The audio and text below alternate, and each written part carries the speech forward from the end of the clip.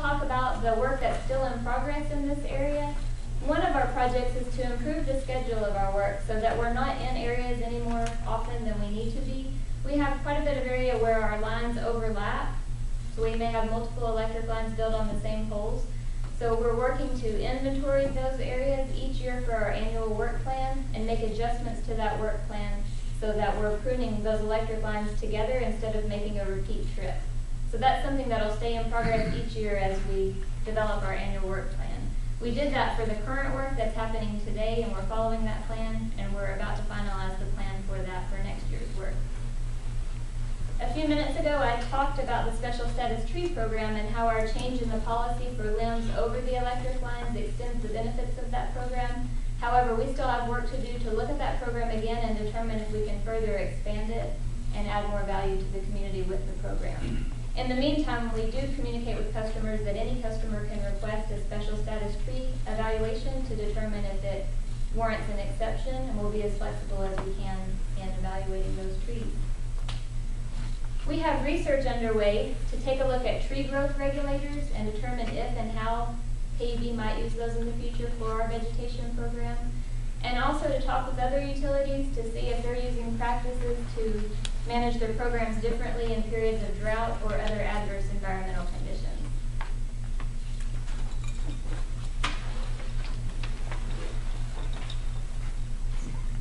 One of the largest projects that we have still underway, and this is one that is behind schedule compared to what we originally proposed, is implementing a new software system. We did purchase a software system during the time frame that we originally proposed, but what we found when we went out to look for a system is that there was not a system readily available on the market that allowed the functionality to track customer data and special requests to the degree that we want to manage them properly.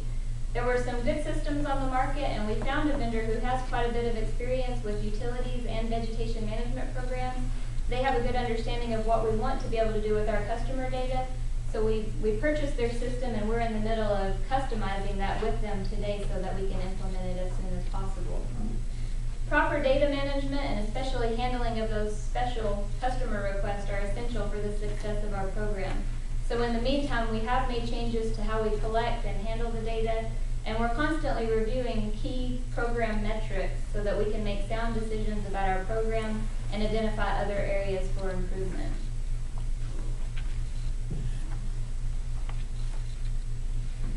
The next area that I'll talk about is communication. And it almost goes without saying how important communication is for a program of this type. As the panel recommended, we enlisted the help of a third-party public relations firm to help us with our communication materials. They assisted with development of the customer guide, also helped us determine how we could revise our notification letters and door hangers to make them better.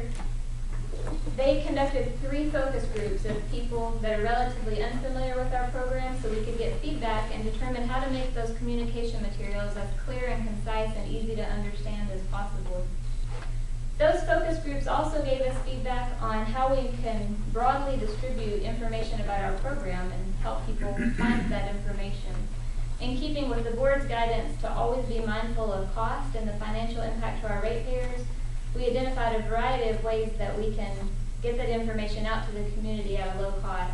Obviously, use of our website is key. Use of social media like Facebook is something that we're doing now. We have posters in our payment centers, and we use our customer newsletters, messages and bills, things of that nature. Several of the panel's recommendations had to do with improving customer service. Our notification process in the past has included the notification letters that I've talked about and also door hangers, but last year we also implemented an automated telephone notification system, so that's being used now to notify customers of upcoming work. Since we implemented the system, we've made over 15,000 calls with it to notify customers, and we've had about an 80% success rate in reaching someone. Let's see. On those calls, we also initiated a campaign because it's critical to have an updated phone number, and that's something that can be hard to get these days with people using cell phones and different types of phones. So we did initiate a campaign to encourage our customers to provide us a current phone number so they can be included in the notification. I didn't want to miss that point there. The panel also made recommendations about how our calls are handled at KUB. If you've called customer service, you know that we have an automated switchboard, and one of their recommendations specifically was that we offer an opt-out choice for vegetation management calls. We did research best practices to determine what changes we might make there, and what we found was that best practices really indicate an opt-out should be offered for issues of a high safety sensitivity or very high call volume. Vegetation management calls to KUB represent about 1% of our total call volume, so we didn't feel like it warranted an opt-out choice for the switchboard. However, we do absolutely want to make sure that each and every one of those calls is handled appropriately by our staff. We did revise training for our call center representatives and conducted that training with them so they understand how to handle those calls and get those calls to staff who specialize in the vegetation management area so that we can work with those customers. When our customers are out in the field with one of our foresters or with our crews, we want to make sure they have a positive experience as well. We had a third-party consultant who came into KUB, and over the course of several weeks, he provided the foresters training on interpersonal communication and conflict management so that we could improve our skill sets in those areas and communicate better with our customers. We increased our inspections to make sure that we have an English-speaking representative available on each crew.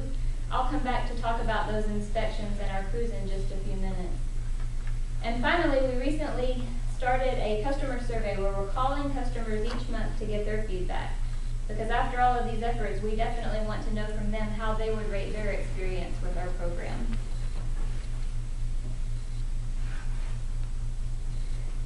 Some of the metrics that we've been tracking include the calls made to KUB related to vegetation management, so I'll walk through these data with you now on this chart.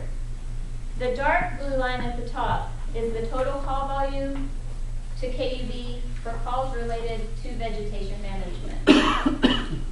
The red line is the number of those calls that turn out to be what we call a customer service request. Those are calls where a customer is contacting KUB asking if we can take a look at a tree and possibly remove it or prune it for them. And the green line is our complaints. On average, we receive about 25 complaints per month. We receive over 100 service requests per month. And there are a couple events on the chart that I want to talk about that affected call volume. Of course, you'll remember the major storm events in April and June.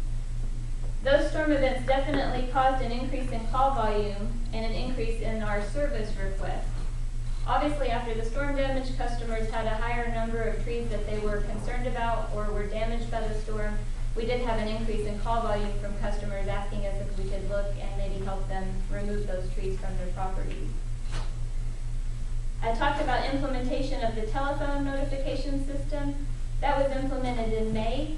But we don't call an equal number of customers every month. So the most curious thing on the chart is this spike right here, and I looked into that to see exactly what it was correlated with. So each month since we've started the automated telephone notification system, in most months we've called 1,500 customers or 2,500 customers. Because of the work that was upcoming, in the month of September we made over 5,000 calls with that system, and in October almost 4,000 calls. So it turned out that most of those calls with that increased call volume were customers calling us back because they saw KUB on their caller ID or had a message from KUB and wanted to know if we needed something from them. But we look forward to having the data from the customer surveys as well to get additional feedback from our customers. We've worked to increase our public education efforts, and just last month we published our first tree pruning educational video on YouTube. There's a link to it from our website, and that video talks about where and what we pruned. We have 3 other videos in production, and they'll be published soon. They'll provide educational information on our customer notification process, customer options for the work, and how we perform the tree pruning work. We reached out to over 100 homeowner groups to offer presentations on our vegetation management program, and we really tried to increase community education on proper tree planting, following the right tree in the right place concepts to avoid future conflicts with utility lines. We mailed a letter to over 400 local builders and developers and landscapers to get that information out, and we distributed information at events like Earth Fest and the Farmers Market. Now we'll look at the work that's still in progress in this area. Related to tree planting, one of our most exciting projects is a partnership with the University of Tennessee. The project is funded by KUB, and it's a tree planting demonstration project recommended by the panel, of course. The university installed the plants in December, and in the near future they hope to finish the walking paths and the educational signs. That project is located over at the UT Trial Garden on the Ag campus, and that location is really ideal because it'll allow landscape architect students, urban forestry students, and the general public to be educated about proper tree planting near utility lines. We look forward to having that completed with the university. We're taking photos of trees over time to illustrate the progressive impact of the utility pruning. We took before and after pictures this past year, but we'll revisit those same trees at the end of a pruning cycle and get additional photos.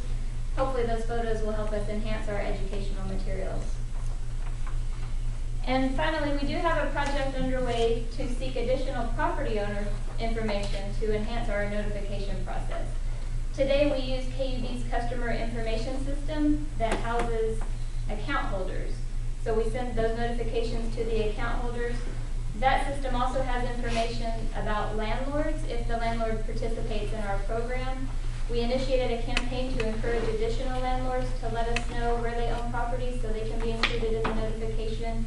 And we're talking with KGIS and looking at other solutions to find out how we can get the most up-to-date property owner information to improve our customer notification.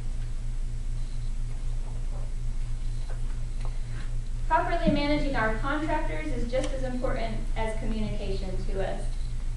As a municipal utility, KUB must allow all qualified bidders equal opportunity to bid work on our system. The key here is making sure they truly are qualified to provide a trained workforce and to meet our expectations for the work. So to this end, our procurement specialists helped us take a look at our contractor selection process and make improvements to that. So we feel more confident that that careful review on the front end will help us ensure those contractors can provide us that fully trained workforce to meet our goals before they ever bid work on our system. Contractor training itself is a large area that we've made improvements in and will continue to take a look at.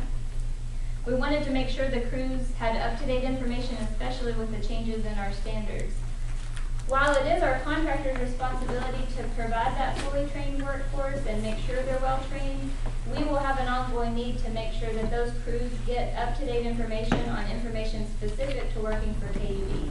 So we will continue to hold our annual orientation meetings with those crews. Last year we revised all of our orientation materials to make sure that they did contain our up-to-date standards. And for the first time last year we included Spanish-speaking interpreters at those meetings in cases where the companies had some crew members who did not speak English. So we felt like that was definitely beneficial for improving the communication. At those meetings, we carefully reviewed our customer service expectations, including how crews are to handle situations if a customer comes out and asks them to suspend work until they can meet with one of our foresters and talk about options.